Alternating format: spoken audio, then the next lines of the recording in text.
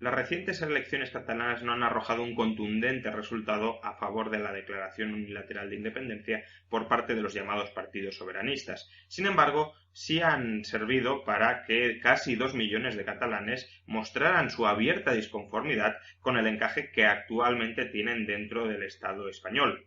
Y no es para menos. El modelo de financiación de las distintas administraciones en España es un modelo verdaderamente horroroso y con los incentivos totalmente invertidos.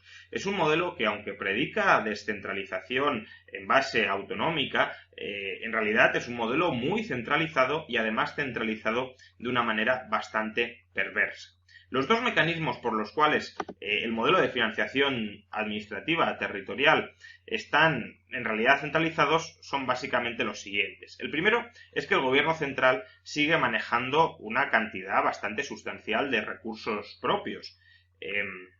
La mitad del IRPF, la mitad del IVA y el 42% de los impuestos especiales, así como la totalidad del impuesto de sociedades, son impuestos sobre los que tiene plena competencia y plena capacidad de disposición el gobierno central.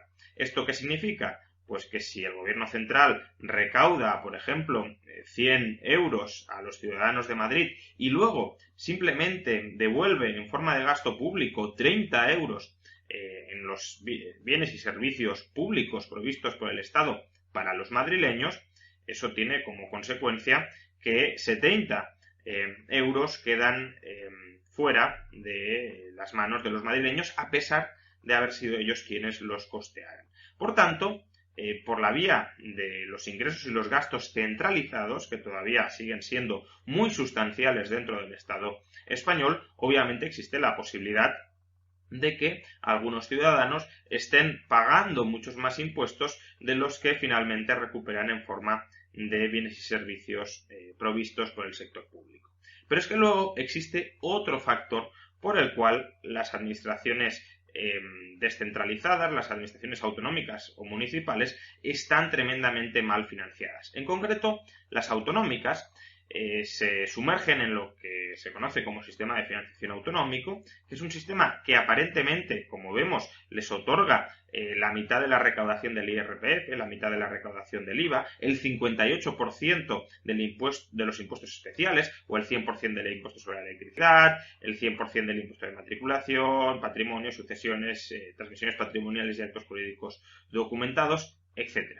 Es decir, les proporciona en principio una sustancial capacidad para disponer sobre sus tributos o sobre una parte de los tributos nacionales recaudados en estas autonomías, pero en la práctica esta descentralización de la recaudación se ve completamente esterilizada por las reglas del sistema de financiación autonómico. ¿Cuáles son esas reglas? Pues básicamente la financiación, los recursos tributarios con los que cuenta una administración autonómica son los siguientes. Primero,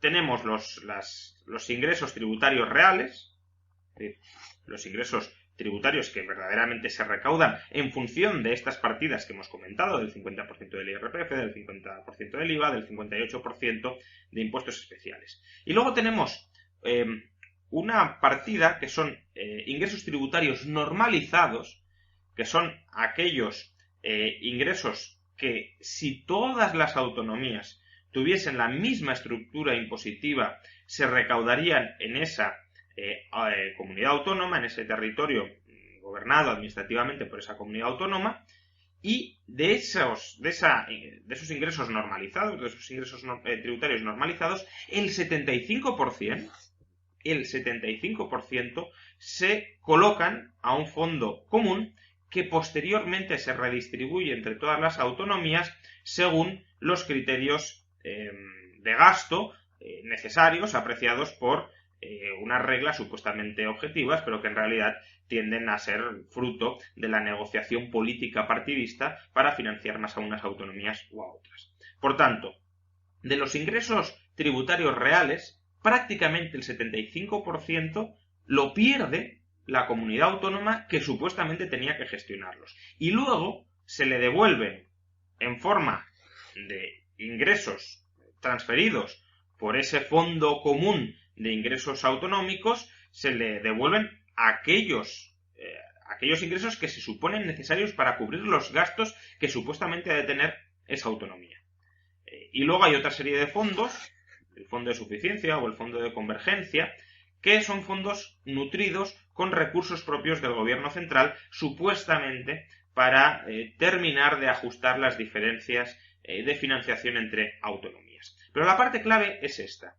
A un gobierno autonómico se le cede la mitad del IRPF, la mitad del IVA, el 58% de especiales y gran cantidad de otros impuestos, y en cambio, de todos esos impuestos cedidos, el 75% lo tiene que reintegrar a un fondo común, y luego de ese fondo común solo regresa aquella parte que las reglas elaboradas por el gobierno central consideran que son ingresos suficientes para cubrir los gastos que va a tener esa autonomía. Por tanto, vemos que realmente autonomía de ingresos y autonomía de gastos no existe. Pero además, el modo de financiación es tremendamente perverso, porque, como hemos dicho, lo que se reintegra a ese fondo común es el 75%.